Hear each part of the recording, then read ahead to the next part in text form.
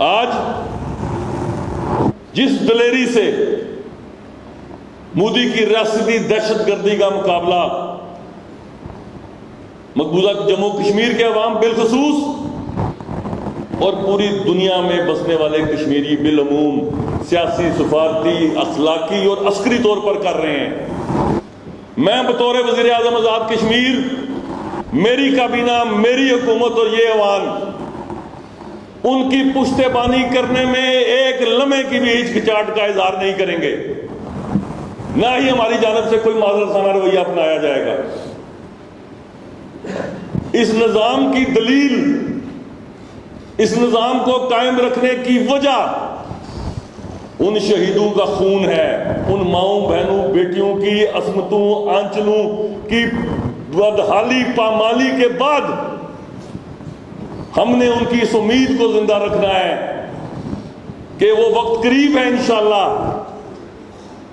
جب وہ رشتہ جو مملکت خدا دے پاکستان اور کشمیریوں کے درمیان لازوال رشتہ ہے، اور وہ رشتہ کون سا ہے؟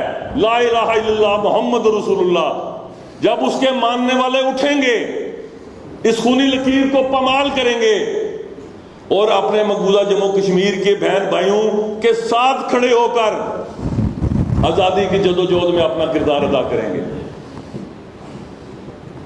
سیاسی اختلافات اپنی جگہ، لیکن تحریک آزادی کشمیر کے لیے اس عوام سے ماضی میں بھی ایک ہی آواز بلند ہوئی، انشاءاللہ حال میں بھی تحریک آزادی کشمیر کے حوالے سے کسی پالیسی پہ کوئی اختلاف نہیں ہے، اور مستقبل میں بھی میں توقع کرتا ہوں کہ ہم آنے والی نسلوں کو ایک مضبوط تحریک آزادی کشمیر اور بھرپور کشمیر پالیسی دے کے جائیں گے۔ جناب والا،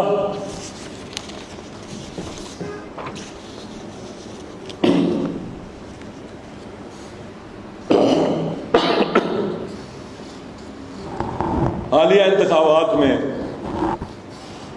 بڑی قابل ذکر بات ہے،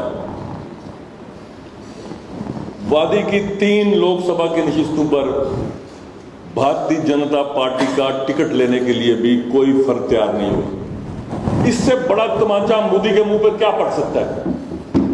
ہار اور جیت تو بات کی بات ہے۔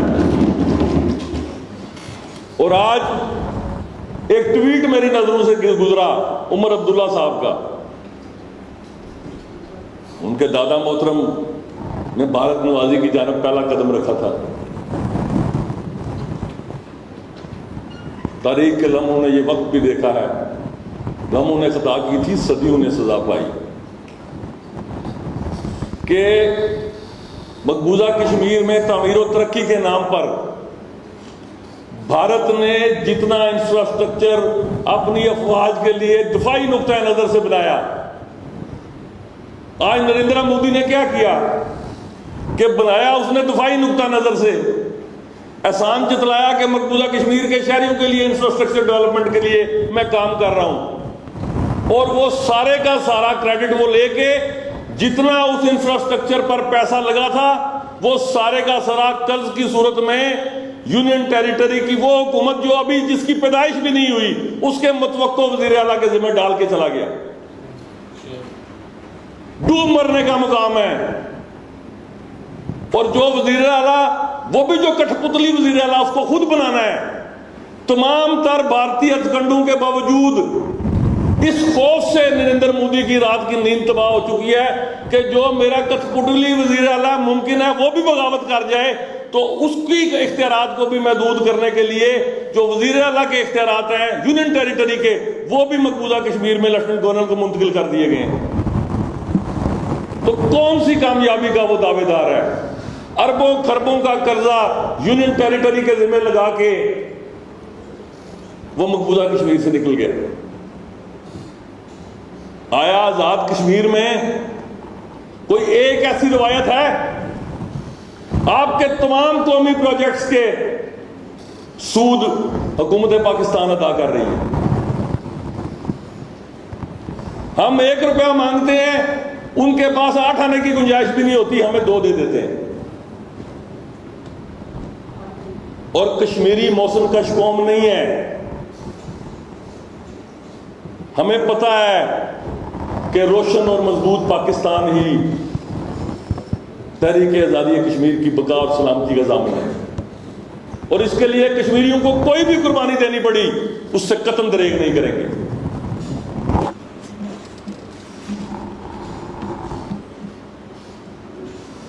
یہاں پہ